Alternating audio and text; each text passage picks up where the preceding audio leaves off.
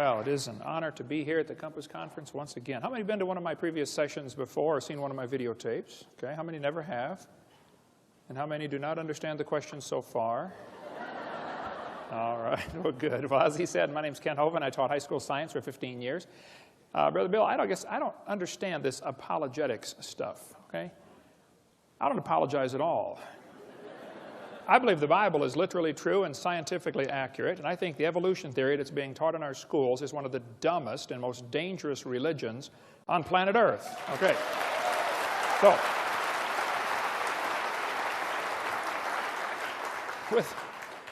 with that said, let's get started. This is not my wife. That's just a picture of her. Last summer was our 31st anniversary, and we sat down and figured out how much money we've spent since we got married. We have spent all of it. And praise God, she's with me here out at the table this week. You get to see my wife. She doesn't get to travel much. She's real involved in music at our church, and so you stop in and see her. We live in Pensacola, Florida. Been there for 16 years, and we have 3 kids, one of each. And I got all my kids married off, and the dog died, so I made it. I'm home free. It's wonderful. And we got 3.5 grandkids. And for those who don't know, grandkids are God's reward for not killing your own kids when you thought about it. Hang in there. It'll be worth it all. Amen. All right. And all 3 of my kids and their spouses work in our ministry and all live right around us. God's given us an amazing staff. We got Creation Science Evangelism and Dinosaur Adventure Land. We have an awesome time down there. A museum, theme park, and science center based on creation instead of evolution. I wish there were thousands of those across the country. So at Bill's request, we're covering today more reasons why evolution is stupid.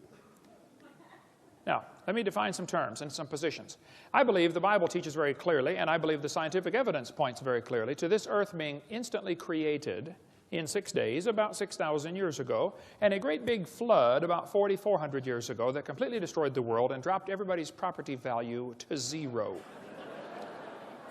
And then Jesus came 2,000 years ago, and so that's the top timeline, and that's the position I take, and I believe that's true and defensible scientifically. The evolution theory says 20 billion years ago there was a big bang where nothing exploded and made everything. And then 4.6 billion years ago the earth cooled down and developed a hard rocky crust, and it rained on the rocks for millions of years and turned them into soup, and the soup came alive about 3 billion years ago. And that first life form found somebody to marry. That's a good trick, of course, and something to eat, and slowly evolved into everything we see today. I think the evolution theory is not defensible scientifically. Let's define some more terms here. Stupid. Lacking normal intelligence. Foolish. Silly. A stupid idea. Now, I was taught by my mommy, don't use the word stupid, okay? So when Bill said, preach on why evolution is stupid, I said, that's going to be easy to do, but it's going to be hard because it's been entrained in me since I was a little bitty. You know, you don't use that word. So I don't want to belittle anybody who believes in evolution here today, and I'm sure there are quite a few. That's fine. It's just not a common sense idea. It doesn't make sense. The things about evolution just simply are lacking normal intelligence. And we want to fix that today.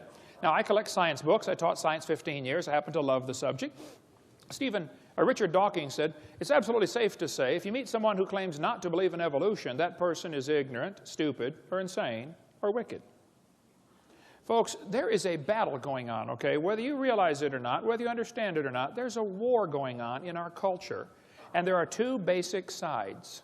One side says, God made this world. He owns it. He makes the rules. The other side said, nobody makes this world. There are no rules. And it's a real war going on, and I'm right smack in the middle of it and helping to stir it up occasionally. Okay, so let's define some more terms here. The word evolution has at least 6 different meanings. First, we'd have to have cosmic evolution, the origin of time, space, matter, the Big Bang, okay? Secondly, we'd have to have chemical evolution. That's where all of the elements evolve from hydrogen. I think that's silly. We'll talk about that in a minute. Thirdly, there'd have to be stellar evolution. The stars would have to evolve. Cosmic evolution, chemical evolution, and stellar evolution. There's a lot of stars out there. The last estimate, in 2003, the most recent estimate is there are enough stars out there right now that we know about that everybody on planet Earth can own 11 trillion of them to yourself. Those are the ones we know about. We don't know about the ones that we don't know about. Fourthly, there's going to have to be organic evolution. Somewhere, somehow, life has to get started from non-living material. Okay? Fifthly, there'd have to be macroevolution, where an animal changes into a different kind of animal. And lastly, microevolution. I object to the term, but they use it. So I believe in number 6. That happens. I think variations happen within the kinds, but the first 5 are purely religious. I think, quite frankly, they're stupid. Okay? Let's cover them here. Look at each of the first 5. Textbook says, 18 to 20 billion years ago, all the matter in the universe was concentrated into one very dense, very hot region that may have been much smaller than a period on this page. That's stupid. And then there was a big bang where this little tiny dot exploded. That's stupid, okay? They don't tell you where the time came from, where the space came from, where the matter came from, where the energy came from. They just assume all of that is inherent in this little bitty dot, which came from nothing. Who's ever seen a big bang create order? Big bangs don't create order. That's stupid. Big bangs create big messes. The Humanist Manifesto says, humanists regard the universe as self-existing and not created. Well, the second law of thermodynamics tells us everything is falling apart. If you leave something alone for a while, it's going to rot, rust, die, break down, or fall apart. Nothing gets better by itself. So to say that the universe is self-existing is stupid, okay? It violates the second law of thermodynamics. Evolutionists say, well, yeah, you can add energy, though, and overcome the second law. And they say the Earth is an open system. It receives energy from the sun. I understand. But the universe is a closed system, by definition. Secondly, adding energy is destructive. There has to be something to utilize the energy. Adding energy is going to make it worse, okay? The Japanese added all kinds of energy to Pearl Harbor one day. They didn't organize nothing for us. A couple of years later, we returned the favor and added energy to a few of their cities, didn't we? Yeah.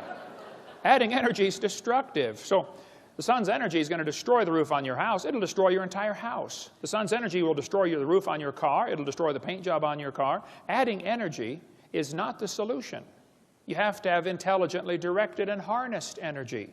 So to say that you can overcome the second law by adding energy is stupid. It's just not that simple. Evolutionists assume that if you give enough time, things get better. That's silly, okay? You give things time, they get worse. Here's Sue at 20. Here she is at 90, okay? They don't get better. Textbook says nothing really means nothing. That's stupid. Not only matter and energy would disappear, but also space and time. However, physicists theorize that from the state of nothingness, the universe began in a gigantic explosion. Yes, boys and girls, you see, one day, nothing exploded. And here we are. There's no kind way to say it, okay? That's stupid. That's lacking normal intelligence, all right? Here's Discover magazine a couple years ago. Where did everything come from? Boys and girls, the universe burst into something from absolutely nothing. Zero, nada. As it got bigger, it became filled with even more stuff that came from absolutely nowhere. That's real stupid. Yeah. The observable universe could have evolved from an infinitesimal region, this guy said. It's then tempting to go one step further and speculate that the entire universe evolved from literally nothing. It all came from a dot. That's stupid. I'm sorry, it just is, okay? So the Bible says, in the beginning, which is a reference to time, which, by the way, has 3 dimensions, past, present, future, a trinity, and you can't escape time. God created the heaven, that's space, which has 3 dimensions, length, width, height. You can't escape space. Where can you be where you're not in space or in time? You can't escape them. It permeates everything. And God created the earth. You know, matter comes in 3 dimensions, solid, liquid, gas. We have a trinity of trinities in 10 words. In the beginning, God created the heaven and the earth. Time, space, matter. All 3 have to come into existence at the same instant. If you had matter but had no space, where would you put it? If you had matter but had no time, when would you put it? You have to have all 3 simultaneously. People say, what did God do for millions of years before the creation? Well, your question assumes that God is stuck in time, space, matter. We are the ones stuck in time, space, matter. He's not stuck in those. See, if God was limited by time, He's not God. This is not 2004 in heaven. There is no time in heaven. And before the creation, there was no time. So once upon a time, there was a time when there was no time. Think about that one. Anyway. So when the textbook says nothing really means nothing, that's stupid, okay? It's just not common sense. None of these things can create themselves. Time, space, and matter cannot create themselves. They have to have an outside force, like an all-wise, all-powerful, almighty, infinite God. to create those things. Then the textbook says this little tiny dot was spinning. It spun faster and faster. Yes, boys and girls, and one day it exploded. Big bang. Well, if you take a merry-go-round and put some kids on there, get the merry-go-round going clockwise as fast as it'll go, the kids go through distinct phases. In phase one, they're screaming at the football players. Come on, let's go, faster, faster. You get up around, 30 miles an hour. They go to phase two, where they stop screaming. Then you get going faster, and you get around 60 miles an hour. They start screaming again, but now they're screaming, stop, stop, please, slow down. When you get up around 100 miles an hour, you enter phase four, where the kids begin to fly off the merry-go-round. Now, when the kid flies off, you notice something interesting. As the kid is flying off the merry-go-round, if the merry-go-round is going clockwise, the kid, even after he leaves, is spinning clockwise until he encounters resistance, like a tree or telephone pole. That's because of a law known as the conservation of angular momentum. A spinning object that breaks apart will send all the fragments off spinning in the same direction. And people say, well, what if they collide? They can't collide. The longer you wait, the further apart they get. It's like spokes on a wheel. They're getting farther apart. If a hand grenade explodes, can the fragments ever hit each other out in the field someplace? No, it doesn't happen, okay? Conservation of angular momentum says spinning objects break apart and the fragments fly the same direction, spin the same direction. So when they tell you that it all came from a spinning dot, it's silly. It violates common sense laws. 2 planets, Venus and Uranus, are spinning backwards. 8 of the 91 known moons are spinning backwards. 3 planets have moons going both directions at the same time. Some whole galaxies are spinning backwards. CNN, goofy galaxy spins wrong direction. The Big Bang Theory is stupid, okay? In the beginning, God created the heaven and the earth. So when they tell you it spun faster and faster and one day it exploded, that's simply stupid, okay? That's not the way it happened. So we have cosmic evolution, which I think is silly. Then we have, the textbook says, as the earth formed, the surface was hot and there were large pools of bubbling lava. Was the earth ever a hot molten mass like the textbook says? The Bible says the Spirit of God moved on the face of the waters. The Bible says God created it cold, not hot. See, everything about the evolution theory is backwards to the Bible. Don't try to compromise those two, okay? It's like trying to ride 2 horses going different directions, same time, okay? Robert Gentry's got a great book on the radio polonium halos. Gentry's a brilliant man. I think he's spoken at the conference, hasn't he? I've spoken with him at a couple conferences. I don't know if it was stealing the mind or not, but brilliant man, lives near Knoxville, Tennessee. He's done lots of study on the granites around the world. The granites all contain these radiopolonium halos, which have an extremely short half-life, proving they were never a hot molten mass.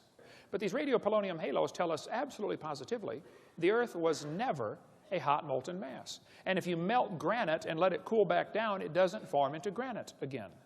Nobody knows for sure how granite was made. So when the textbook says the Earth was a hot molten mass, I'm sorry, that's stupid. It's not true. It's lacking normal intelligence. It didn't happen that way. Secondly, we'd have to have chemical evolution. All the elements forming from hydrogen, they think it all came from a big bang. Atoms of hydrogen in the proto-sun were fused together to form helium. Okay, I'll agree that can happen. But it's stupid to think that's going to form all the elements. They say, well, yeah, you can fuse and get, hydrogen fuses to helium. I agree.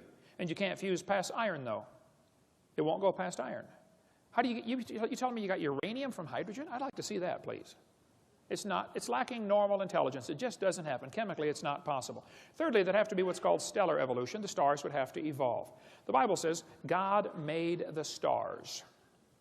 Plain and simple, that's just what it says.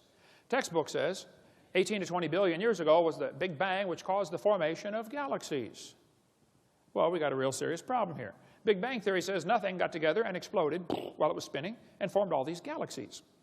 Well, problems are multitude for this theory, okay? Some think the Big Bang Theory made nice, neat, orderly galaxies. That's stupid, okay? These galaxies are really incredibly designed. Even at the galaxy level, there's design in the universe, all the way down to the molecular level.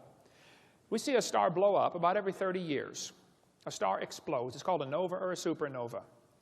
If the universe is billions of years old, why are there less than 300 supernova rings ever discovered?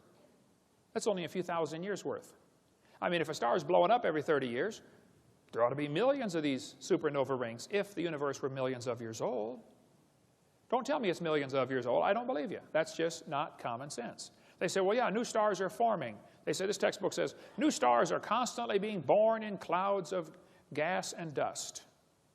First of all, that's not ever observed, okay?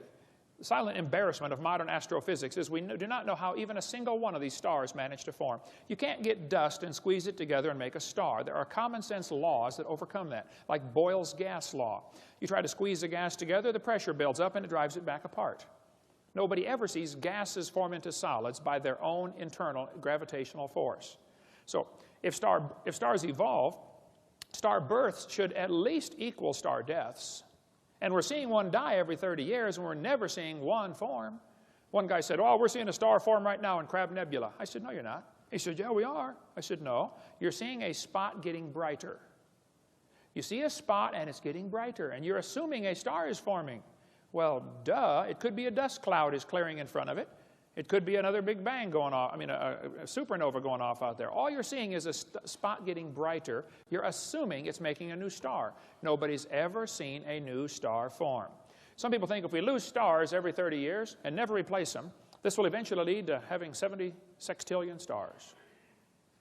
Yeah, you keep spending money, pretty soon you'll be rich. That's stupid, okay? It just is stupid, okay? Some of these planets are cooling off. They're constantly losing their heat, okay? And the textbooks is telling us they're millions of years old, billions of years old. You can't just keep cooling off and cooling off. Pretty soon it's cooled off.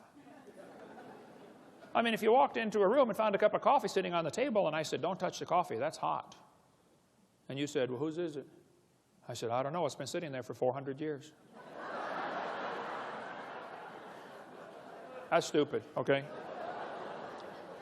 Jupiter has a moon called Ganymede, which has a very strong magnetic field. Scientists are kind of perplexed by this because the magnetic field indicates a hot molten core, and yet Ganymede should have cooled off billions of years ago. Why does Ganymede still have a hot molten core and a strong magnetic field? To say it's billions of years old is stupid. It's just lacking common intelligence. Saturn has rings around it, but the rings are constantly expanding. They're moving away from the planet. To say they're billions of years old is stupid. They can't be billions of years old. They would have been dissipated by now. They're not billions of years old. The moon is going farther away from the Earth every year.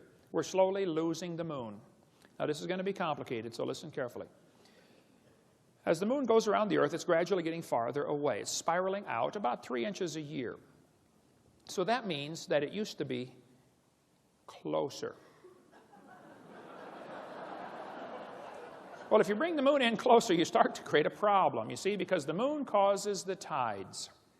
Now, you folks here in Denver probably don't worry about the tides. But in Pensacola, you worry about the tides, okay? Well, if you brought the moon in closer, you'd create a serious problem because there's a law called the inverse square law. If you bring the moon into 1/3 the distance, you take the 1/3, inverse it, square it, it's 9 times the gravitational pull. If you run all the math on this, you'll find 1.2 billion years ago, the moon was whizzing around just above the surface of the Earth. That explains what happened to the tall dinosaurs.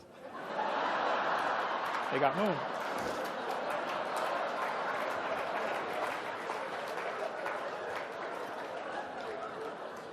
So, to teach us the moon is billions of years old while it's constantly moving away and nobody knows of any factors that would reverse that situation, that's just stupid, okay? It can't be true. Organic evolution is the 4th stage. That's where life gets started from non-living material. The Bible says God created the living creatures. And there are folks who simply don't want God telling them what to do, bottom line. God, leave me alone, stay out of my life. Okay. So they got to figure out a way how life got here without involving a supernatural intelligence creating it. The Bible says God created it. This textbook says the history of life on earth began approximately 3.5 billion years ago. How this occurred and has been and will continue to be a topic for inquiry. Let me give you the Hovind translation. It's okay to inquire how life evolved. It is not okay to inquire whether it evolved. That's stupid. Is this education or indoctrination? Hey, kids, we know life evolved. Now, you've got to try to figure out how it happened. How about if we even question, did it evolve? Oh, no, you can't question that. You cannot question that. We know it evolved. Now, just figure out how it happened. That's not education. That's indoctrination. Urey and Miller in the 1950s wanted to know how the Earth and solar system had come to be. At the bottom it says, he never proved how life originated. He did add evidence to the theory that life could have started by itself. Life started by itself. That's stupid, okay? Life cannot start by itself. This textbook says, swirling in the waters of the oceans is a bubbling broth of complex chemicals. Progress from a complex chemical soup to a living organism is very slow. That's stupid. Can you believe they cut down a tree to print that book? Where's Al Gore when you need him? Yeah. Here we have 4 major magazines and news media, Scientific American, CNN, New Scientist. They're all saying life sprang from clay. Yes, a piece of clay created life. Well, that's stupid. And I think God could take clay and create life, okay? But the clay can't create life from itself. Major difference here, okay? Textbook says, students are taught that life evolved from non-living materials, like this one. Many important events occurred during the Archean era, the most important of which was the evolution of life. Progress from complex molecules to even the simplest living organism was a very long process. Yes, boys and girls, you see, long ago and far away. They hide it in antiquity. Well, if you just imagine, you go back far enough, it happened. Oh, yeah, it must have. This one says, between 4 and 3.8 billion years ago, living cells emerged. There's no record of the event. That's stupid, okay? The first self-replicating systems must have emerged in this organic soup. Yep, we all came from soup. Now that's stupid. I'm sorry, it just lacks common sense. Ernst Haeckel said, he knew that spontaneous generation must be true, not because it had been proven in the laboratory, but because otherwise it would be necessary to believe in a creator. Ah, now we're getting to the truth. Well, I'm sorry, Ernst. That's a stupid way to look at life, okay? Have scientists really produced life in the laboratory? Well, they want you to think they have. What they did, they took a series of glass tubes and beakers and flasks and hooked them all together and made 4 gases go through there: methane, ammonia, water vapor, and hydrogen. Notice, there's no oxygen. They didn't want oxygen in there. They excluded oxygen. They said, well, maybe the early Earth had what's called a reducing atmosphere, no oxygen present. Well, and then they said, at the bottom of the flask, it collected stuff that was rich in amino acids. That's stupid. It was not rich in amino acids by a long shot. What they did, they took 4 gases, excluding oxygen. Major problem, because they had to leave oxygen out, because if anything tried to get together, it would oxidize. You know, you cut a banana open, lay it on the table, it turns brown, it oxidizes. You don't paint your car, it rusts, it oxidizes. So he took oxygen out. The problem is, you got to have oxygen. See, ozone is made from oxygen, and ozone blocks UV light. So if you take away the oxygen, now the UV light destroys your ammonia, and that's one of the other gases you're trying to use. So you cannot get life to evolve without oxygen, and you cannot get life to evolve with oxygen. And the Earth has always had oxygen. All the experiments are showing that there's no proof of this reducing atmosphere. There's far more oxygen in the past than anybody ever imagined. We find in general no evidence that the Earth had an oxygen-free atmosphere. That's what all the scientific experiments have shown. So life cannot evolve with oxygen. Life cannot evolve without oxygen. And yet they're teaching us life evolved from non-living matter. I'm sorry, that's just stupid. It had to be designed, created by a really smart designer. This textbook says there was 0% oxygen on the Earth, but the rocks absorbed it. That's stupid. They filtered out the product in this experiment. Miller and Urey, in their experiments, had the stuff going through this series of tubes. And when it got to the bottom, they drained it off because they didn't want it to go through the electric spark chamber again because the spark would tear it apart. They said it's like 100,000 times more likely to destroy it than it was to create it. So they had to protect the goo that they created at the bottom. That's not realistic for nature. I mean, if they're saying life evolved in some warm little pond from lightning strikes, that's just not common sense. Because the lightning strike's 100,000 times more likely to tear it apart than it is to put it together. Go check out your little pond after lightning strikes. See how many frogs are surviving. Yeah. What he actually made was 85% tar, 13% carboxylic acid. Now, both of those are toxic to life. He made 2% amino acids, and only 2 of the amino acids were made. There are 20 different amino acids. It's like making 2 letters of the alphabet accidentally by dropping toothpicks and saying, wow, look at this. Nobody writes books. Here's how they're formed. Duh. These amino acids bond with tar and acid much more quickly than with each other. Amino acids are like letters of the alphabet. They're building blocks to make words, and you got to have words to make paragraphs and paragraphs to make books. What he actually made in the experiment was the equivalent of a couple of letters, 2 of the letters, and half of them were backwards. Now you really got a problem, because the smallest proteins have 70 to 100 of these amino acids in precise order, and they're all left-handed. What's the chances of dropping toothpicks out of an airplane and creating letters on the ground 70 letters in a row, all facing the right way, all spelled correctly, just to make one paragraph. The chances are 0. It's not going to happen. Now, if you believe it will, that's great. I admire your faith, but don't call it science. And don't make me pay to put that in the schools like it's part of science. Okay, you go start yourself a private school and teach that junk to anybody that wants to pay and come learn it. This is America, the land of the free and the home of the slave, so, or whatever. So, now, DNA and RNA are all right-handed molecules, and hundreds of these have to combine in the right order, and they unbond in water much faster than they bond. And as far as I'm concerned, folks, the oceans are completely full of water. Brownian motion is going to drive them apart. It is not common sense to say scientists have made life in the laboratory. It's just stupid. They haven't even come close. I was in a debate one time, and this one student in the Q&A time said, Hovind, what are you going to say if scientists ever make life in the laboratory? What are you going to say then? I said, well, first of all, I would like to point out they're a long ways from it. They're nowhere close to creating life. They can't even get just a couple of these amino acids to combine. Can't even make a protein. He said, well, you're right. I said, now, to answer your question, I guess I'd have to say, if a bunch of intelligent scientists get together and create life in the laboratory, that would prove it takes intelligence to make life. Which is what I've been saying all along.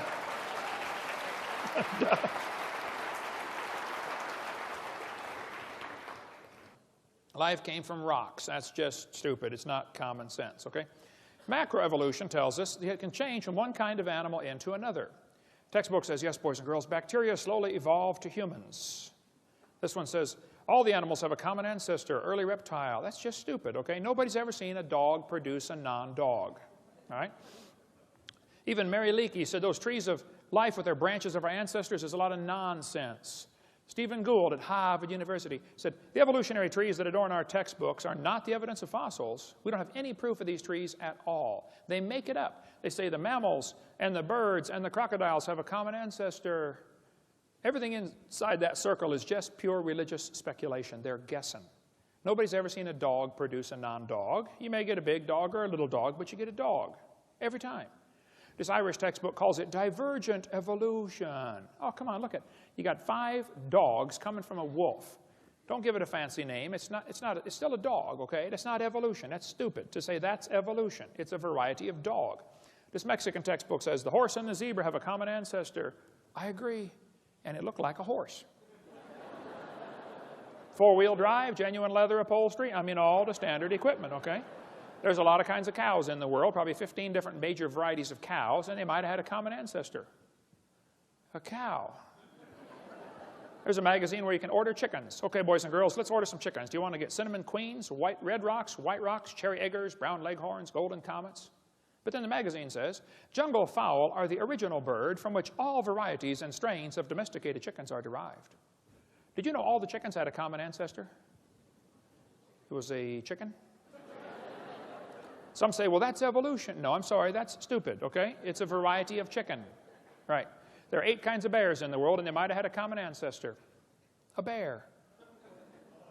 So to take these observations we see, like dogs and wolves having a common ancestor, and saying that is conclusion that we all have a common ancestor, I'm sorry, that's just stupid. It lacks common intelligence, right? Textbook says the horse evolved from a 4-toed horse. What they don't tell you about this is the first one had 18 pairs of ribs. It's a meat-eating animal still alive today in East Africa and Turkey, okay? It's about smaller than a fox. It's not a horse. It's not even related, okay? The next one had 15 pairs of ribs. The next one has 19. They just picked these animals and arranged them in order, okay? The horse evolution series is stupid. It's never observed today. There's a huge variety of horses today. We got big horses and little horses right now. And the horse evolution series was proven wrong in 1950. Even G.G. Simpson, who believed very strongly in evolution, says, look, folks, it's not true. It's wrong. Take this out of the textbooks. It never happened in nature. But they still keep this in the textbooks. And they know it hasn't held up to examination, but they don't have any replacement evidence. Othniel Marsh made up this entire horse evolution idea in 1874. He made it up. He picked animals from all over the world. Modern horses are found in layers with the so-called ancient horses. The ancient horse, the Hyracotherum, is not even a horse. It's just like a hyrax, still alive today in Turkey and East Africa. The ribs, we can go all day about the difference between horses and the hyrax, okay? Tulsa Zoo finally took down their display because 2,000 people signed a petition saying, get this lie out of our zoo. They took it down for 6 months and then put it back up when nobody was watching.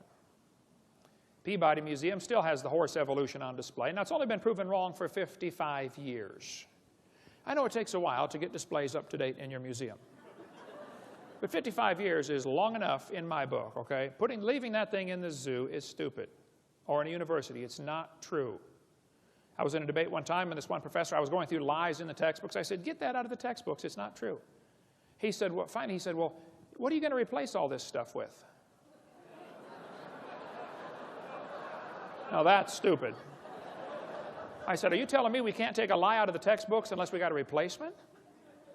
What you're trying to say is, folks, we want the kids to believe this theory. We've got to give them some evidence, and this is all we've got, and you're taking away our evidence. Now, you've got to find some more. Look, I didn't pick the dumb theory to begin with, okay? I don't believe it. Pick a new theory. That's the way science works. If you don't have any evidence for your theory, you get a new theory. The problem is, all the evidence for evolution has been proven wrong, but they don't want to take it out because there's no replacement. I'm not trying to get evolution out of the textbooks. I just want the lies out of the textbooks. Evolution will automatically go with it because there's nothing left to support it. The Bible says God formed the eye. Eyeballs are unbelievably complex. Charlie Darwin said, to suppose that the eye could have been formed by natural selection, absurd. And then he goes for 4 chapters after that and says how he thinks it happened anyway. The back of your eyeball is 1 square inch, called the retina. It contains 137 million light-sensitive cells, all wired to the brain. Now, my daddy started me off when I was about 7 building a ham radio.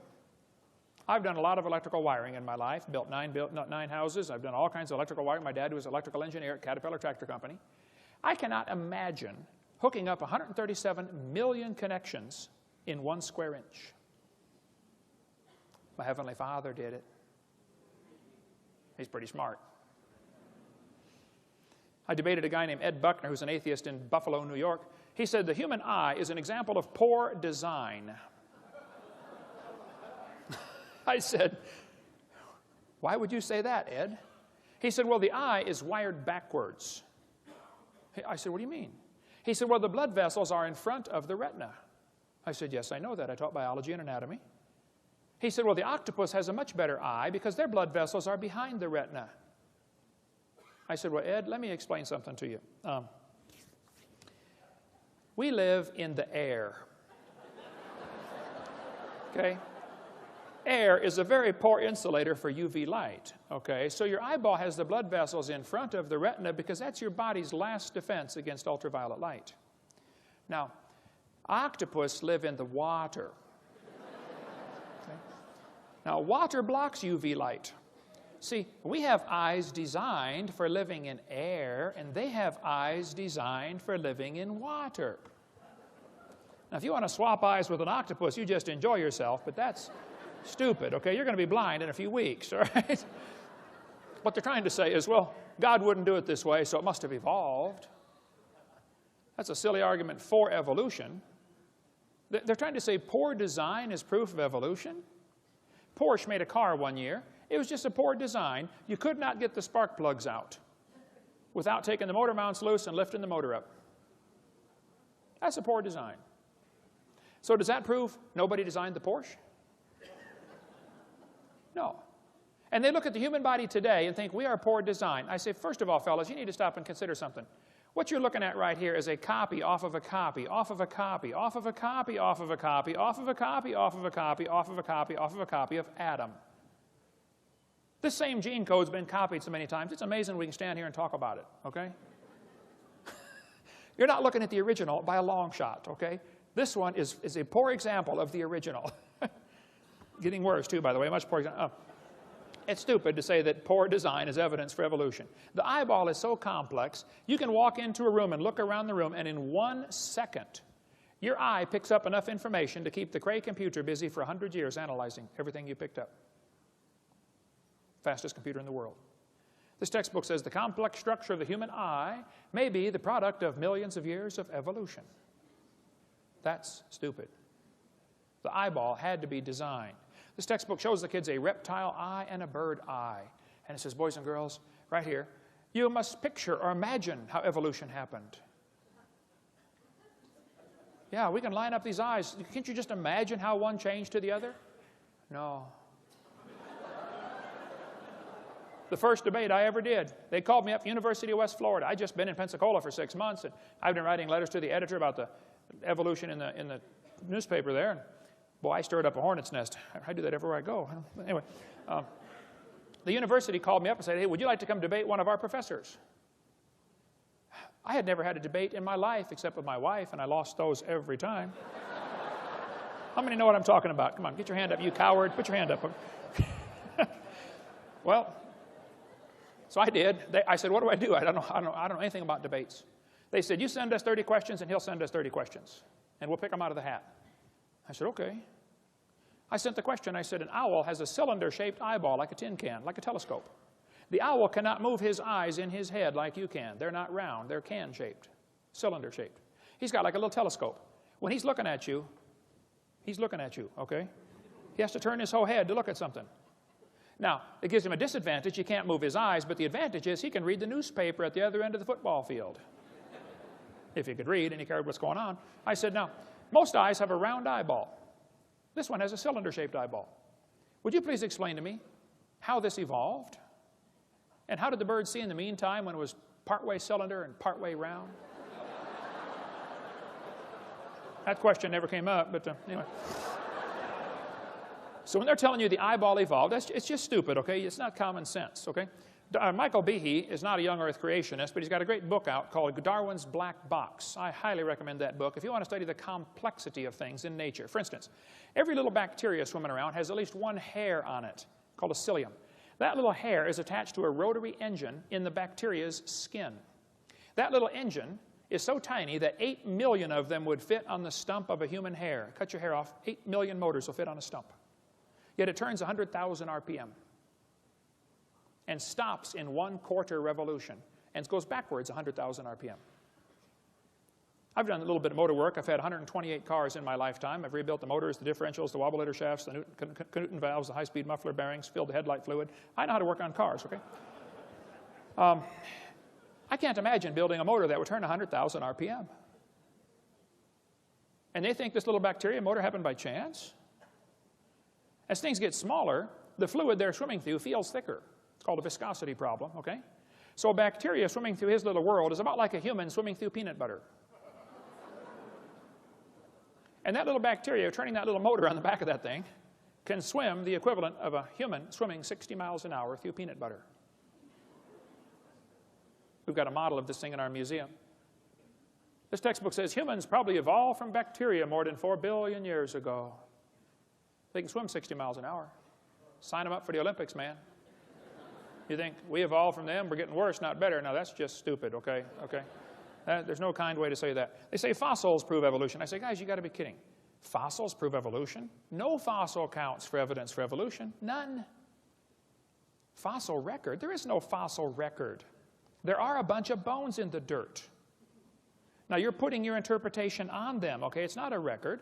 This guy says evolution is a fact, and the best evidence for evolution is the fossils. That's silly, okay? There is no fossil record. You cannot look back in the fossil record. You look at fossils in the present.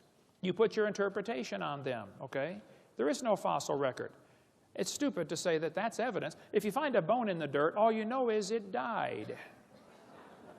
You can't prove it had any kids that lived.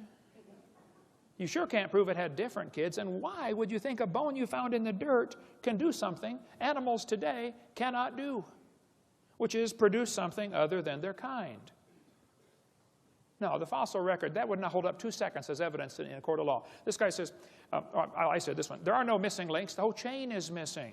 Stephen Gould said, the absence of fossil evidence is a nagging problem for evolution. We got a good theory, if only we had some evidence. Now that's just stupid, Stephen, okay? By the way, Stephen Gould died with a set of my tapes on his library shelf. I went to visit him a few years before he died. He wasn't there to talk to his secretary.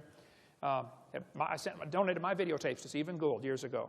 Had him sitting on right there next to his desk. Hope he watched them. Hope he got saved. Maybe he did. I don't know. Hope so. But to believe that we've got a good theory, we just don't have any evidence. Okay, well then maybe consider the theory might not be right, okay? Richard Goldschmidt said, the first bird hatched from a reptile egg. That's real stupid, okay? Then they say smaller is simpler. Well, that's silly, okay? Smaller is more complex. This textbook says all the many forms of life on Earth today are descended from a common ancestor found in a population of primitive unicellular organisms. Excuse me? A primitive unicellular organism? If it's single-celled, it's not primitive, it's complex. That's stupid to say that's simple. One little paramecium is more complex than the space shuttle, and you can put thousands of those into a drop of water. Smaller is not simpler. Here's a microchip inside a paperclip. It's not simple. This ant is holding a microchip that is capable of processing all the letters in the Bible 200 times per second. Let's compare the brain of a honeybee to a NASA Cray computer.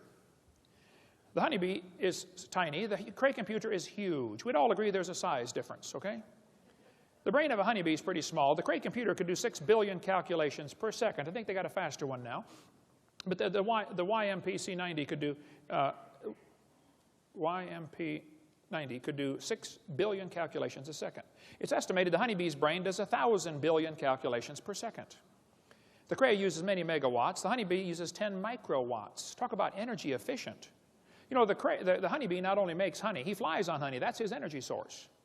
And the honeybee can fly 1,000,000 miles on 1 gallon of honey. How would you like a machine that gets 1,000,000 miles per gallon? Cray costs $48 million. The honeybee's brain is pretty cheap. You splat them on your windshield all the time. Many people scramble to help babysit the dumb Cray computer. If it breaks, man, you got to call in a whole crew to fix it. Honeybee has a self-healing computer. How'd you like one of those? Cray weighs 2,300 pounds. Honeybee doesn't weigh too much. Let's see. The Cray computer is huge, slow, inefficient, costs lots of money. You got to babysit it. But everybody knows it was designed. There isn't anybody with half a brain who would tell you the Cray came from an explosion in an electronics factory. But they turn right around and say the honeybee evolved. That's stupid, okay? Smaller is not simpler. Smaller is more complex. And the brain of a human's a lot more complex than a honeybee. The human brain's unbelievable. You've got the memory capacity of the entire British Library. You have the computational power in bits per second greater than the entire national telephone system. The human brain is absolutely phenomenal. One evolutionist told me that he thought the human brain was nothing but 3 pounds of chemicals that arranged themselves by chance over billions of years. I said, then how can you trust your thoughts and the conclusions you've come to? That's stupid, okay? Maybe, never mind. DNA proves evolution. Yes, boys and girls, we have evidence from molecular biology. Percentage of DNA sequences is talked about here. It says Darwin speculated all forms of life are related. This speculation has been verified. You think DNA has verified Darwin's theory? That's stupid. DNA is unbelievably complex. The DNA molecule in your body, the deoxyribonucleic acid, is the most complex molecule in the universe. If you took it and unwound it and unwound it and unwound it and unwound it and unwound it, if you could ever get the thing untangled, it'd be about 7 feet long. And it'd be like a twisted ladder. Each half of the ladder is called the genes. That thing splits all the way down the middle, recombines when you make a new baby, and it gets all back together and winds itself all back up. Unbelievably complex. The average person has 50 trillion cells in their body. The DNA from if your entire body's DNA would only fill 2 tablespoons. But if you tied them all together, it would reach from Earth to the moon and back. 5 million round trips out of 2 tablespoons. If you typed out the code found in your DNA, when you got done typing that incredibly complex code, you'd have enough books to fill Grand Canyon 40 times. You think that happened by chance? Well, the probability of just one DNA coming by chance is 1 in 10 to the 119,000th power, which is a big number, when you consider the entire visible universe is 10 to the 28th inches in diameter. DNA happened by chance? I'm sorry, that's stupid. Now, you might not like the idea of there being a creator because that means you might have to answer to that creator someday. Okay, well, I can't help you then. I did a debate at Embry-Riddle University a couple months ago, 3 against 1, 3 professors against me. It was a slaughter. Those poor guys, I felt so sorry for them. Oh, man. The next day, the student who organized the debate said, would you guys like to do that again? I said, no. After the debate, we had a Q&A time, and one of the kids said, I believe evolution's a fact. I said, well, let me ask you a question, son. Suppose, just suppose, creation was true. Suppose I'm right. Suppose there is a creator. And he owns this place. I mean, he made it. He owns it. Just suppose, okay? And he makes the rules. I said, would that change your lifestyle any? He said, what do you mean? I said, well, suppose the Creator gave us a book like the Bible that says, thou shalt not commit adultery. Don't lie, don't cheat, don't steal, no lust, no fornication, no pornography. Is this going to change your lifestyle any? He said, yeah.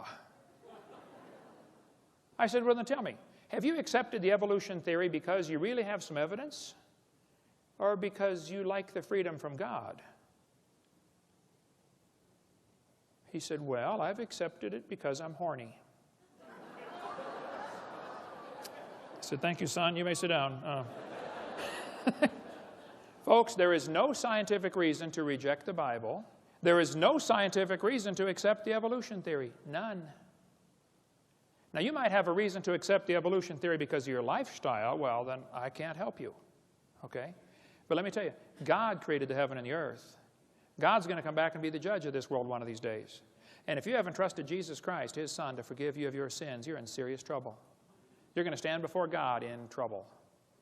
You say, well, I'm a pretty good person. Oh, yeah? You ever lied? How many have ever told a lie? Put your hand up. You're doing another one. Okay. Bible says, 10 Commandments, thou shalt not steal. How many ever stole something? Come on, you already told me you're a liar. Put your hand up, okay? Well, that's just two. We already know we're all a bunch of lying thieves, okay? You think, people say, well, God's going to judge my good works against my bad.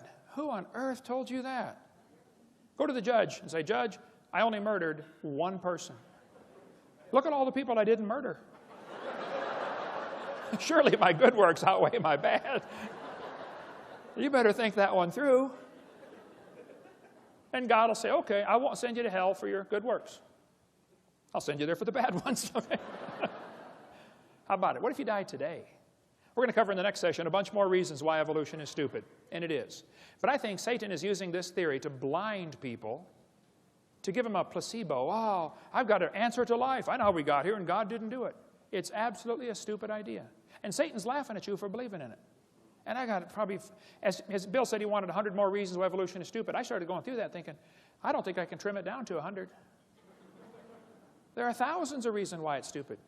It just lacks normal intelligence. You know, it's common sense to look at something, when you find something designed, if I find a cell phone in the dirt, it's logical to say, somebody must have designed this. I don't have to see the designer.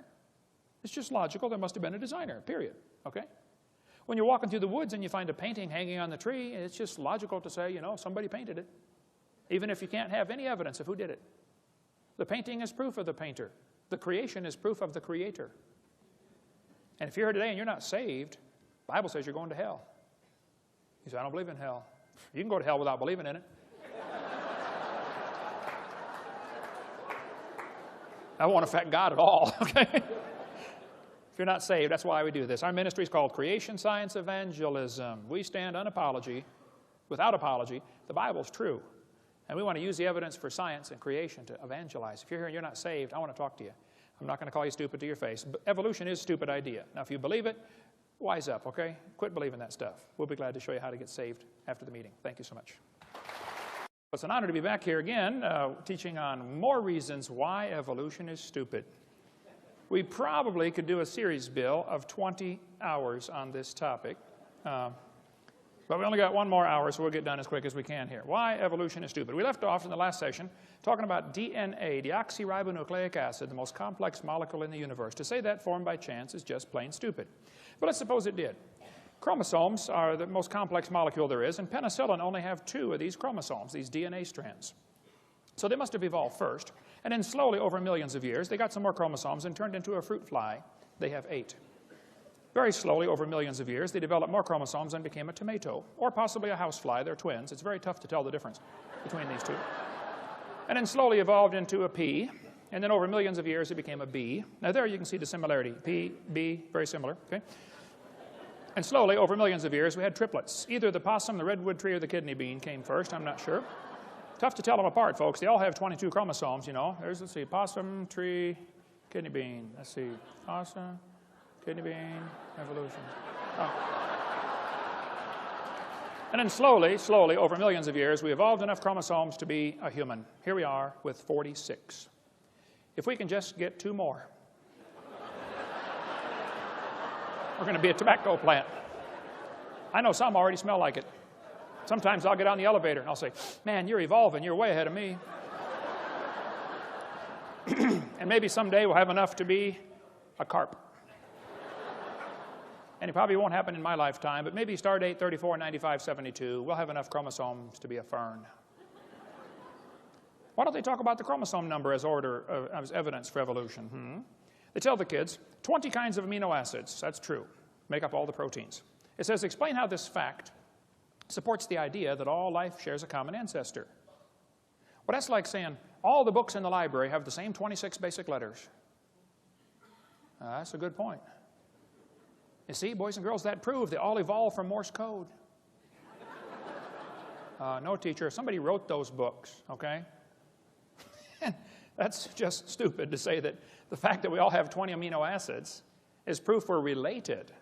See, the reason God designed it where we all have the same basic amino acids that make up the proteins is so that the brown cow can eat the green grass and give the white milk, and I can drink it and get the blonde hair. See, if we didn't have all the same basic building blocks, we could only eat each other. Think about it. Well, let's talk about evolution. I believe the hamster evolved first. They only live about 2 years. And then slowly, this is based on longevity now, slowly evolved into a cat and then a canary. They're very similar. You can see the lifespan. And then a dog and a chimpanzee. They're slow. You know, this is the real order of evolution. Humans are near the top. Turtles actually live slightly longer than humans, so they're probably the most evolved species on Earth. Or maybe we should arrange animals in order based upon their top speed. The peregrine falcon is the most evolved animal in the world. Below that's the cheetah, then the antelope, the coyote, the ostrich, all the way down to the garden snail, 0.03 miles an hour in high gear. Or maybe we should arrange the animals in order of how they evolve based upon their gestation period, how long they're pregnant. Elephants are the most evolved. They're pregnant 21 months. Hamsters only half of a month, 15 days. Maybe we should arrange the animals in order based upon their body weight. The blue whale's the most evolved. The shrew at 1/4 ounce, the least evolved animal. I mean, they just make up these charts to say how we evolved. They say the humans and the orangutans are 96% similar in their DNA. And that proves a common ancestor 15 million years ago. Well, now hold on a minute. Barney Maddox was the leading genome researcher on the DNA project. He said, folks, the difference between the human and his nearest relative, the chimpanzee, is at least 1.6%. He said that doesn't sound like much, but calculated out, that's a gap of 48 million nucleotides, and a change of only 3 nucleotides is fatal to an animal. There is no possibility of change. They used to think we were 98.4% similar. They've now discovered it's actually 5% difference. So there are hundreds of millions of differences between humans and chimpanzees. His nearest relative, the chimpanzee, that's stupid, okay? Now, some of my ancestors swung by their necks, no question, but none of them swung by their tails, okay? Now, arranging animals in some kind of fictitious order doesn't prove anything. All they're doing is doing this on paper. Even if they find them in order, it wouldn't prove anything. I mean, if I get buried on top of a hamster, does that prove he's my grandpa? Even order of burial wouldn't prove anything. But I've been doing research on the evolution of the fork. I've put together fragmentary evidence for a long time. I believe over millions of years, probably the spoons evolved. It's quite obvious. You can see the difference there. And I believe the knife evolved to the spoon and then slowly became a 4-tine fork. And if you break one off, it's a threek. And if you break another one off, it's a took and then a wonk. Okay? But I felt like I knew I had it right, but I felt like I had a missing link. I found it one day flying to Connecticut on U.S. Air, the missing link. So the evolution of silverware is becoming very complete. Yeah. A lot of mutants didn't survive. When people found out I was researching the fork and evolution, they sent me all kinds of frauds. I mean, people are trying to get famous, okay? They were hoping for fame and fortune. This was an obvious fork head on a spoon handle, but my trained scientific eye caught it right away. That was a fraud. Of course, a lot of variations of races appeared along the way. Look, you can turn a cat to a cot to a dot to a dog, changing one letter at a time. You can play around with this for a while and turn yourself into a fool if you're not careful. Yeah. Now they tell the kids dinosaurs turned to birds. The Bible says the birds are made on the 5th day, Reptiles made on the 6th day. You know, everything about the evolution theory is backwards to the Bible. Every single thing is backwards. The Bible says man brought death into the world. Evolution says death brought man into the world. The Bible says God created man. Evolution says man created God. It could not be more opposite. This guy says dinosaurs are alive as birds, scientist says. Oh, wow, scientist says. Well, that's proof of something, isn't it? That's stupid, okay? Dinosaurs are not alive as birds, okay? Textbook says birds are the descendants of dinosaurs. Yeah, all you got to do is put a few feathers on him and give him a shove, man. It's not that hard. Man.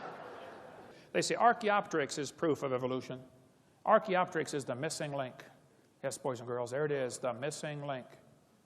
Archaeopteryx is a bird. A 100% bird, a perching bird. Now, textbook says bird feathers evolved from scales that protected the dinosaurs. You think feathers evolved from scales? That's stupid, okay? Feathers are incredibly complex. Scales are folds in the skin. They just attach to the skin differently. They develop from different genes on the chromosome. They're both made out of keratin, and that's where the similarity stops. Feathers did not evolve from scales. There's no similarity at all. I like to show this to evolutionists. This is, as far as I know, the world's largest rock group. And I'll say, now guys, do you think there's any chance that George Washington's face could have appeared on the rock, you know, just by chance? Do you think the wind could have done that with abrasion or exfoliation or thermal expansion of the rock or erosion? I mean, what caused his face to appear on the rock? They'll say, well, that was designed by a guy named Borglum, and he built it. I say, right. Now I'll say, guys, do you think that George Washington himself, the real person, happened by chance? They'll say, oh, yeah. I said, wait a minute. You don't think his face could appear on a rock by chance, but you do think his entire complex anatomy, with 50 trillion cells and probably 20 redundant interlocking systems, happened by chance. Are you dumb in any other area? Had to be designed, man. They tell the kids in the textbooks, plants adapted to their environment. Yes, gills are an adaptation to living in water. Oh, why don't they use the word designed? And by the way, how did the fish live before they adapted the gills? Oh, well, you see, for millions of years, they all died. None of them lived. Oh. That's stupid, okay? Gills are not an adaptation to living in water. They're designed for living in water. But they don't want to use the word design because then some kid's going to say, who's the designer? They don't want to deal with that question. They somehow think all you got to do is get the molecules together and add energy and you can make life. Oh, let's try that. Let's put a frog in a blender and turn it on. In a matter of seconds, you will have frog nog. You will have all of the molecules required to make a frog in one place. Right? Now you can put it on puree, you can nuke it, microwave it, zap it, hook jumper cables to it. I don't care what you do to it. How long? You can add all the energy you want. How long will it take to reassemble the frog? It's not going to happen, okay? Putting molecules together and adding energy does not create life. That's stupid, okay? It has to be designed. They say homology proves evolution. I don't think so. Yes, boys and girls, one of the evidence is homologous structures. They'll say, you've got 2 bones in your wrist, the radius and the ulna. Yeah, look at this. The dolphin has 2 bones in his flipper. Wow. It says right here in the textbook, these homologous structures provide evidence that these animals evolved from a common ancestor. They do this in all the textbooks all over the country, all over the world, actually. Yes, boys and girls, this is comparative anatomy. Comparative anatomy provides further evidence of evolution. The commonalities suggest that these and other vertebrate animals are all related. They probably evolved from a common ancestor. That's stupid. They probably have a common designer. You know, the same guy designed them all. Not a common ancestor. Then they say we've got evidence from development. Yes, boys and girls, the human embryo, as it grows in the mother, has gill slits, they say. Darwin considered this the best evidence in favor of his theory, made up by a guy named Ernst Haeckel, who called it the biogenetic law. Their phrase back then was ontogeny recapitulates phylogeny. In other words, the baby developing in the mother goes through the stages of evolution: fish, amphibian, reptile, mammal, farm, F-A-R-M. Well, the idea that sick mind Freud relied on was the idea that ontogeny recapitulates phylogeny. What? This textbook says, the presence of fish-like structures in embryos of different species shows these animals evolved from fish and share the basic pattern of fish development. It's as if the embryo retains a memory of its origins and copies them during its development. This is stupid. They say the baby has gills like a fish. Humans do not have gills like a fish, okay? Those little folds of skin develop into bones in the ear and glands in the throat. They never have anything to do with breathing, okay? I've seen folks that have 5 or 6 chins, and they cannot breathe through any of them but the top one. Those are not gill slits. Ernst Haeckel made up that whole stupid idea in 1869. Anyway, we can skip all this. We won't have time. But, you know, you can't get a high score on the SAT or ACT or college entrance exam. All of the major tests in college, to enter college, you have to answer with evolutionary answers, or you score lower. Huh, interesting. I got all the 2004 tests and looked at them. They're teaching this all over the place, that the embryo has gills. It's stupid. It was proven wrong in 1875. Get it out of the books. It's not true. This textbook says the humans have an appendix that is vestigial. You don't need it anymore. That's stupid. You need your appendix. It's part of your immune system, okay? If your appendix is taken out, you're going to have a serious problem. Now, sometimes you have to take it out. I understand, okay? It beats dying. But the appendix is required to activate killer B cells in your immune system, just like the thyroid activates killer T cells. If you take your appendix out, you got a much better chance of getting quite a few diseases. It's not vestigial. Just because you can live without it, so what? You can live without both your legs and both your arms and both your eyes and both your ears also. Doesn't prove you don't need it. This textbook says the whale has a vestigial pelvis. Yes, boys and girls, the whales have a vestigial pelvis and leg bone that serve no purpose. Just imagine whales walking around. It's true. Well, these are the bones they're talking about right there. Just imagine the whale walking around. Almost all whales have these. You know, I have tried to imagine them walking around, and I can't. It says the whale's pelvis is evidence of its evolution from 4-legged land-dwelling mammals. That's stupid. Those little bones are anchor points that special muscles attach to that allow the whales to reproduce. Without those special muscles and those special bones, you don't get any more baby whales. We've got in our museum in Florida a 15.5-foot python snake skin. If you look at the south end of that snake skin, it's got 2 little claws attached to little tiny bones that go up inside the snake's body.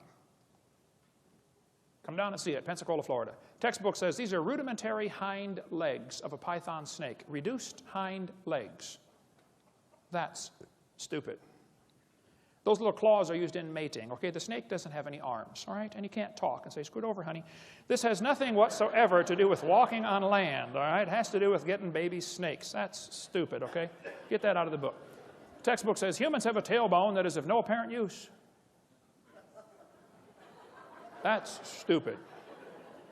I was in a debate one time, and this atheist said, Hovind, I got proof for evolution. Humans have a tailbone they don't need anymore. I said, Mr. Patterson, I taught biology and anatomy. I happen to know there are 9 little muscles that attach to the tailbone, without which you cannot perform some valuable functions. I won't tell you what they all are, but trust me, you need those muscles. I said, now, I said, Mr. Patterson, if you believe the tailbone is vestigial, I, Kent Hovind, will pay to have yours removed. Bend over.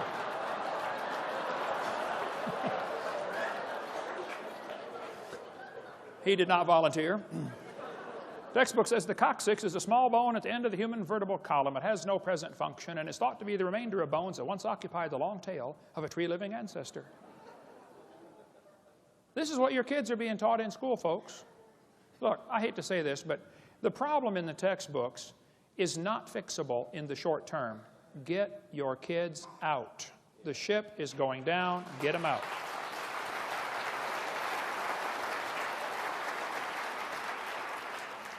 The tailbone is not, you say, I can't afford it. Well, sell the car and get a bike, okay? Sell the house and get a tent, okay? But get them out.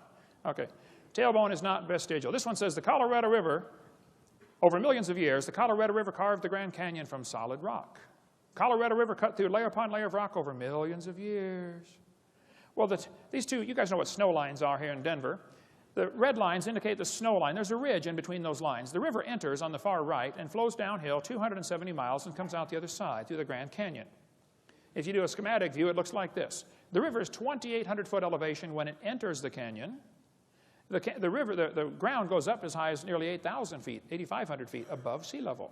A couple things to consider about this. The top of the canyon is higher than the bottom. The river only runs through the bottom.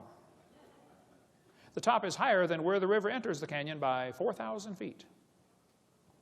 Rivers don't flow uphill. There is no delta. Nobody knows where the mud is that washed out of there. That river did not make that canyon. Grand Canyon's a washed out spillway from a couple of big lakes. So when the textbook says the Colorado River carved it over millions of years, that's stupid. Unless they got a river that flows uphill, doesn't work. Textbook says, boys and girls, the layers of rock are different ages. This one's 70 million years old. They say the layers of rock are different ages. Now hold on a minute. All over the world, petrified trees are found standing up connecting these rock layers. If you get petrified trees standing up connecting a bunch of rock layers, I don't think it's logical to say the layers are different ages. How long does a dead tree stand up around here in Denver before it falls over? 4 or 5 years? No, these layers are not different ages. It's just not possible. That's stupid. Okay? The layers all formed during the flood in the days of Noah. All over the world are bent rock layers. It's pretty hard to bend rock like that. They say the layers are different ages, and yet they're all bent with no fracture marks in the layers. I mean, if one layer was deposited on top of another one, the bottom was going to be hard eventually before the other one. And here we are seeing these twisted, bent rock layers all over the place, and they're trying to tell us the layers are different ages. Well, maybe by a few weeks or months or minutes during a flood. But to say the layers are different ages when there are no internal fracture marks is just plain stupid. They're not different layers. They all formed in the flood in the days of Noah. They got bent while they were soft. This guy says the rocks date the fossils, but the fossils date the rocks more accurately. That's stupid. They teach us that the fossils are sorted by how they evolved. Clams are found at the bottom because clams evolved first, and birds are found at the top because birds evolved last. Well, moving water sorts things automatically by all sorts of factors, okay? Actually, maybe fossils are sorted based upon their habitat. It could be the clams are found at the bottom because they're already at the bottom when the flood starts. That's where they live. Maybe they're sorted based upon intelligence. As far as anybody can figure out, clams aren't too bright.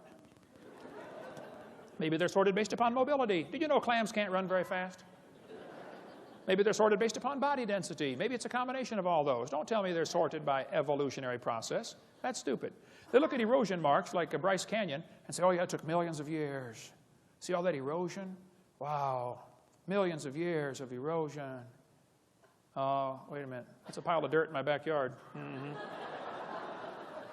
Here's millions of years of erosion along a highway built a few months ago.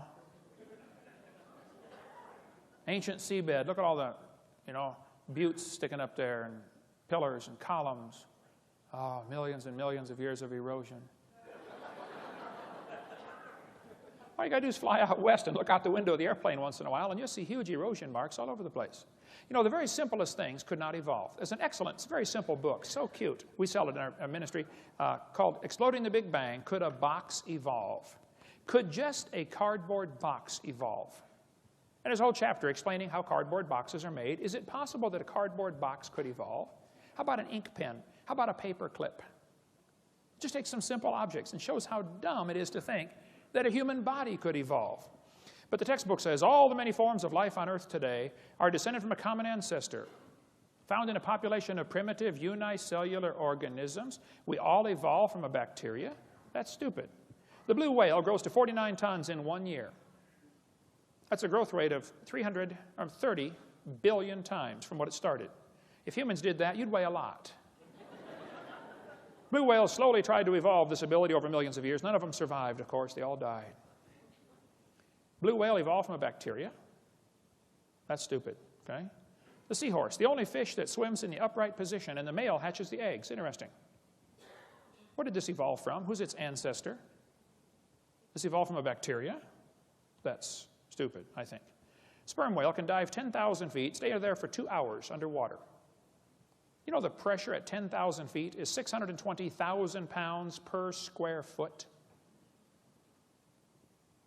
As the sperm whale slowly tried to evolve this ability over millions of years, none of them survived. They all died. The sperm whale evolved from a bacteria? I'm sorry, folks, that's just stupid, okay? The platypus, what did it evolve from? It has hair, lays eggs, senses electrical signals in its prey's muscles.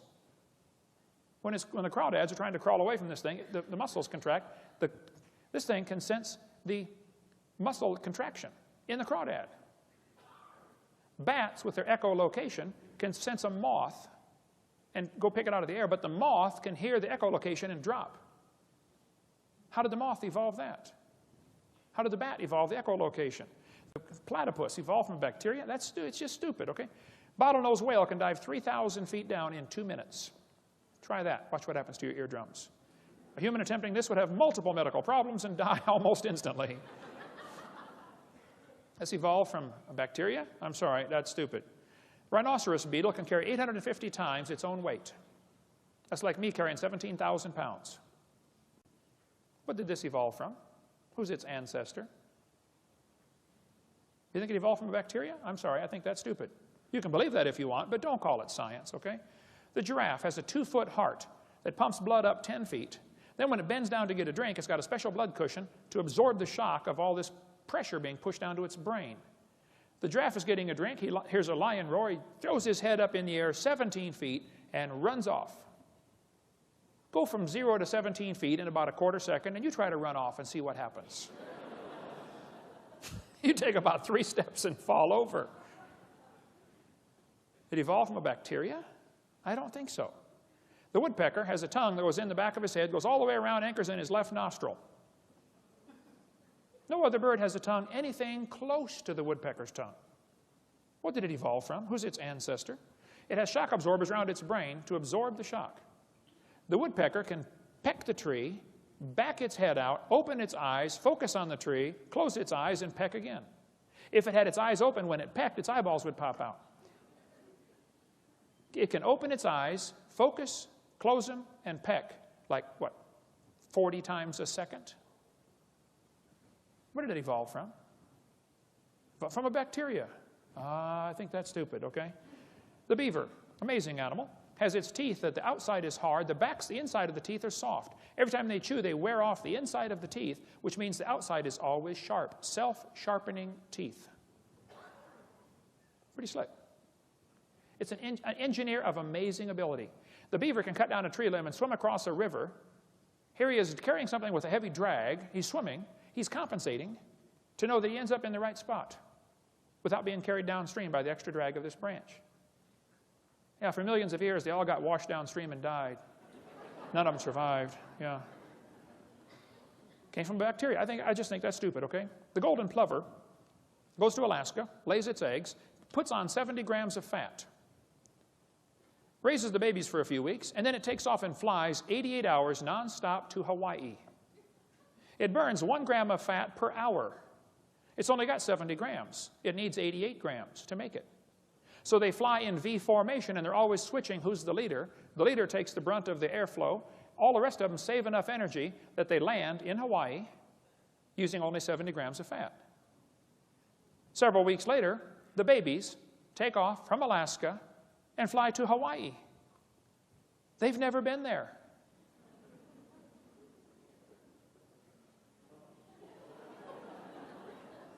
What did it evolve from?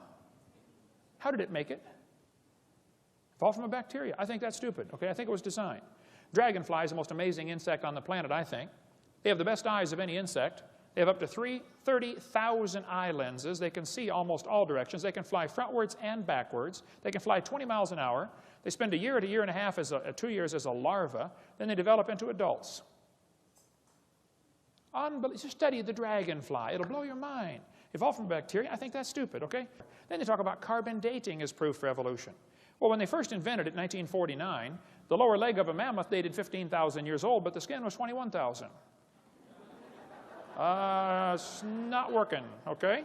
1963, living mollusk shells dated 2,300 years old. Still not working.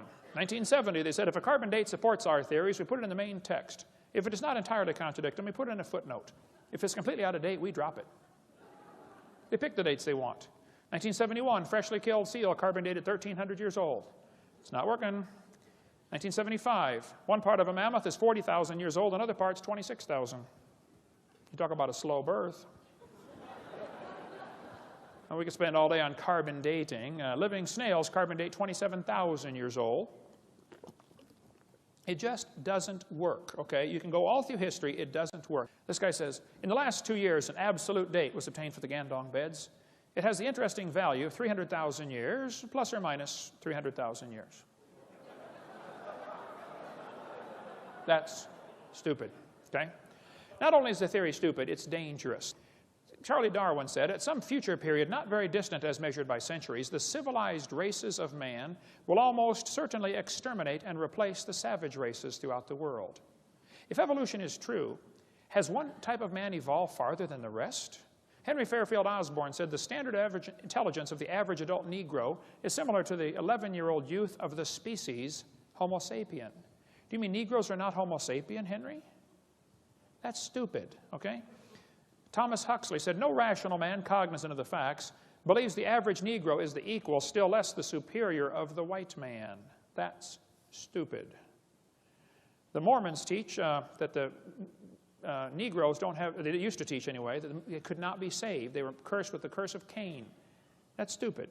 Ernst Haeckel said the mental life of savages rises little above the higher animals, especially the apes, with which they are genealogically connected. Their intelligence moves within the narrowest bounds, and one can no more or no less speak of their reason than that of the more intelligent animals. These lower races, such as the Vedas or Australian Negroes, are psychologically nearer to the mammals, apes or dogs, than to civilized Europeans. We must, therefore, assign a totally different value to their lives. That's stupid and dangerous. But if you've seen the movie Quigley Down Under, where they called Quigley down to come shoot the Aborigines, that's exactly what was happening. They were killing Aborigines. They thought the Australian Negroes were inferior. These two folks went down there to collect skulls from museums. Article right here says, the New South Wales missionary was a horrified witness to the slaughter by mounted police of a group of dozens of Aboriginal men, women, children. 45 heads were boiled down, the best 10 skulls packed off for overseas. They killed them to get their heads for museums to show evolution. 1904, World's Fair was held in St. Louis. 2,000 primitive people were put on display to show evolution, how that the pygmies slowly evolved to the modern white man. Oda Benga was taken away from his wife and 2 kids and put in a cage with chimpanzees. He was a pygmy from Africa. He went insane and killed himself. Theodore Roosevelt thought the Indians were an inferior species because he thought they hadn't evolved as far. You won't understand what happened to the Indians until you realize what happened with the evolution theory teaching this stuff, that some of the races are more important than others. Roosevelt said, I wish the wrong people could be prevented entirely from breeding.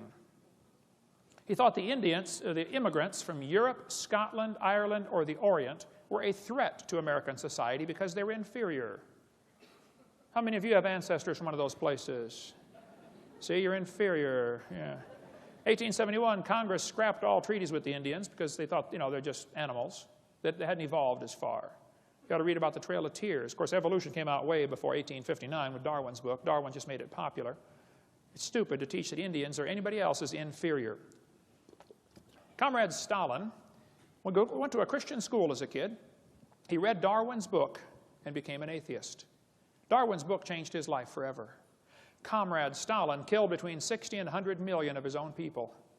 You ought to read any of the books by Alexander Solzhenitsyn. Somebody gave me one once, said, well, Hovind, you got to read this book, The Gulag Archipelago. I said, man, this thing's 900 pages. He said, well, just read the first 5. I said, okay. 3 days later, I finally got to go to bed. I said, man, that was an awesome book. I couldn't put it down. It's stupid to say that somebody's inferior because of their skin color or something else. During World War II, the Germans overran Poland from one side. The Russians overran them from the other side. They captured all the Polish officers and executed them. The Russians finally admitted this, that 14,700 Polish officers were executed at one forest. They put hoods over their head and shot them in the back of the head because they thought they were Poles. They were inferior. That's stupid and dangerous. Pol Pot, the leader of Cambodia, the Khmer Rouge, killed a third of his entire population because he thought he was trying to speed up the process of evolution. That's stupid. Read about the killing fields or Khmer Rouge, what happened over there. When Mao Zedong took over China, they killed 60 million people when he took over China. He wanted to speed up the evolution process. It's stupid, folks. Adolf Hitler's mind was captivated by evolutionary thinking, probably since he was a boy. Evolutionary ideas lie at the basis of all that is worst in Mein Kampf. Hitler thought the Jews were criminals because they were breathing air and drinking water and eating food that belonged to the blonde-haired, blue-eyed Aryans. He said, nature does not desire the mating of weaker with stronger individuals, even less does she desire the blending of a higher with a lower race. Adolf Hitler's book, Mein Kampf, talks about racial crossing all over the place. Higher races. Who's a higher race, Adolf? Hitler thought the blonde-haired, blue-eyed Norwegians were close to pure Aryan.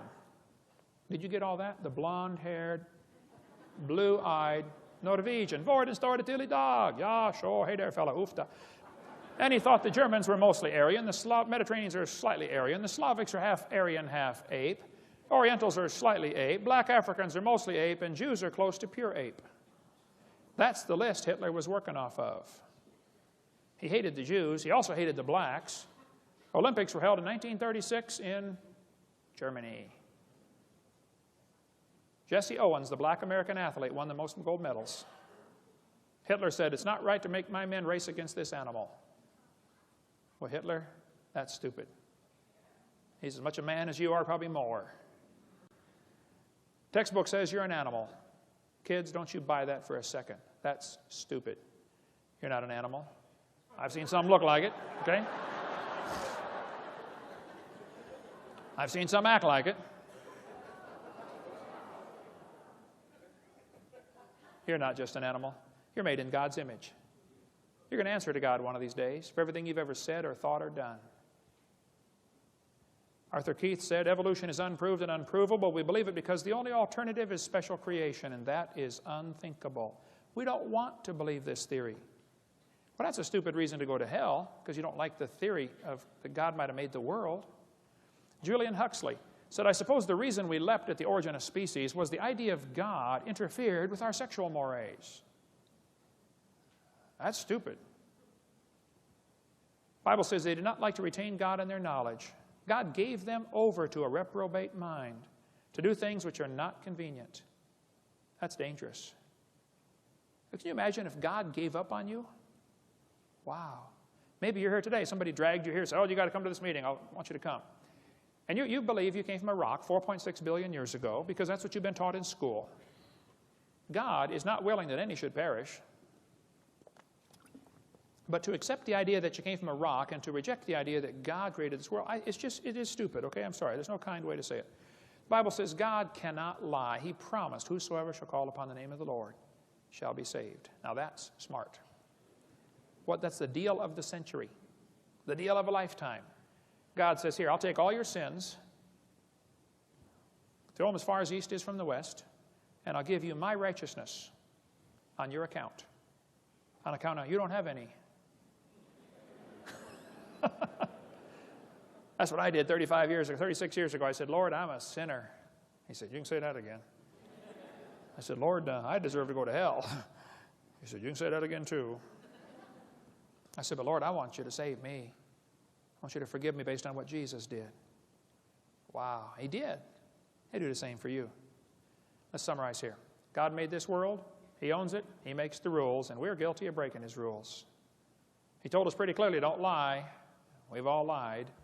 Don't steal. We've stolen. You can read the whole list and find out we're guilty. We're going to have to be punished or find a substitute. And that's where Jesus comes in. 36 years ago, I asked the Lord to come in my heart and save me. What if he died today? Where would you go? If you're not sure you're saved, you ought to think about it. You're going to be dead for a long time. I mean, a really, really long time. And if you're not sure you're going to heaven, I think it's stupid to get out on that highway. Have you seen the way they drive here in Colorado? Man, you have got some rednecks moved out west here, folks. I'm telling you what. I'm going to die someday. I'm going to try to make it the last thing I do, but it's going to happen. It's going to happen to you too. All you get's that little bitty dash between two dates. My recommendation would be you take your little dash and say, Lord, you can have it. You can do something with it. What are you doing with your little dash? The guy who's third in the nation in racing motorcycles got saved in my seminar. He came to next year when I was preaching up there in Connecticut. He said, hey, Brother Hovind, I'm so excited. It's great living for the Lord. He said, let me take you to breakfast tomorrow. I said, that'd be great. He said, I'll bring one of my bikes. You can test drive it. I said, okay. I've got a Honda 250.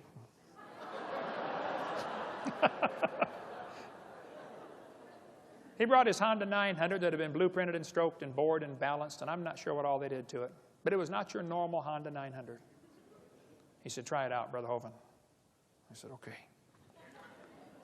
I took it off in first gear. Boom! Just about broke my neck.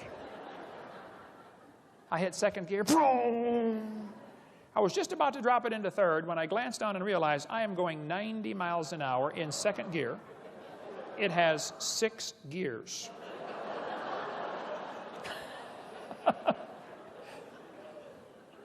I brought it back. I was shaking like a leaf. I said, how fast does it go? He said, I don't know.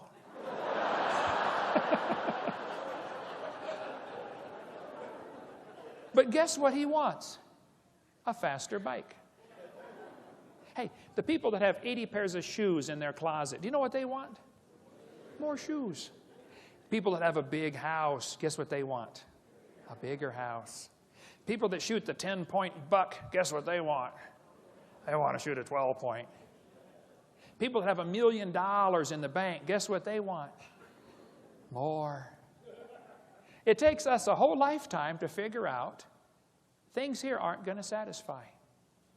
They just aren't. I'll tell you one thing I found that satisfies. Give your little dash to Jesus. Say, do something with this. You can have it.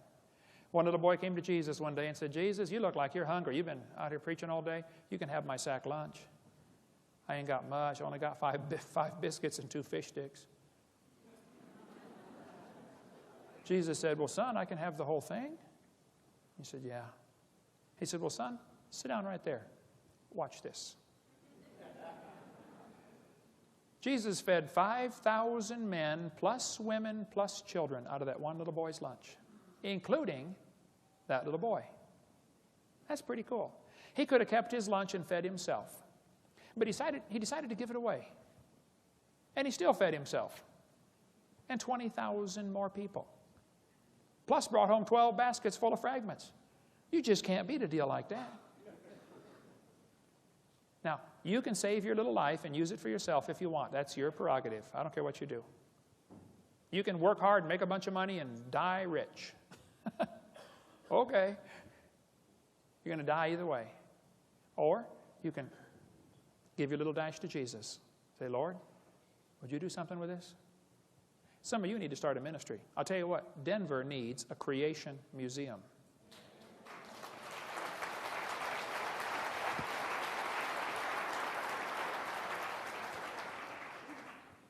Go to visit Red Rock Amphitheater. I went up there one day and there's all these dinosaur footprints on the hillside. How many have been up there? Red Rock Amphitheater, you know the dinosaur footprints? I stopped up there looking at these dinosaur footprints on the hillside, and this old man was standing up there. He's looking at them, you know. Pretty soon a school bus stopped. And a bunch of kids got out. This old man walked over and said, hey, boys and girls, I'm a member of the club called Friends of the Dinosaurs. Let me tell you about these dinosaur footprints. He said, millions of years ago, dinosaurs were walking along the beach, and they left their footprints, and they hardened. And then over millions and millions of years, the mountains lifted up, and now the footprints are at an angle like that. After the kids got on the bus and left, I said, hey, do you own this property? He said, no. I said, well, who does? He said, well, this is state property. I said, now, do you get paid to do this, to give these tours to the kids? He said, no, I just volunteer my time. I said, so you don't own the property, and you just volunteer to do this? He said, yeah. I said, okay. Next school bus stopped.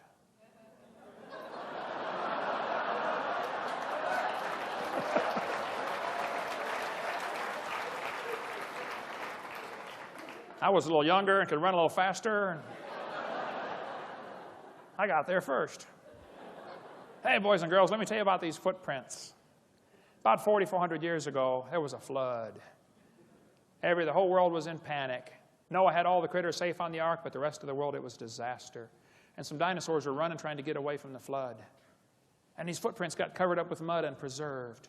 And then during the last part of the flood, the Bible says in Psalm 104, the mountains arose, the valleys sank down, the water rushed off. And these mountains formed about 4,400 years ago in the flood. That guy was so angry, I thought he was going to have a heart attack. I know CPR, but I thought, you know.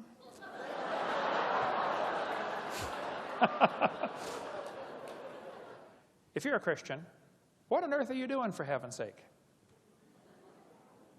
Everybody ought to find something to do. People say, Hovind, did God call you to start a ministry on creation? I don't know. I never got a letter or a phone call.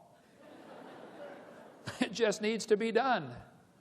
Now, kids, you go to sleep. You won't understand this. Kids, you may go to sleep. Parents, you'll understand.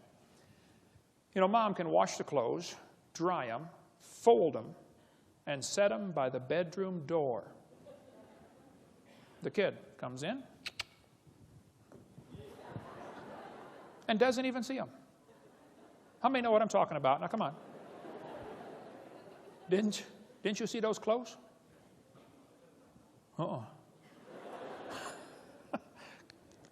I think God's up in heaven looking down at some of his kids, maybe some in this room. Can't you find something to do for my kingdom?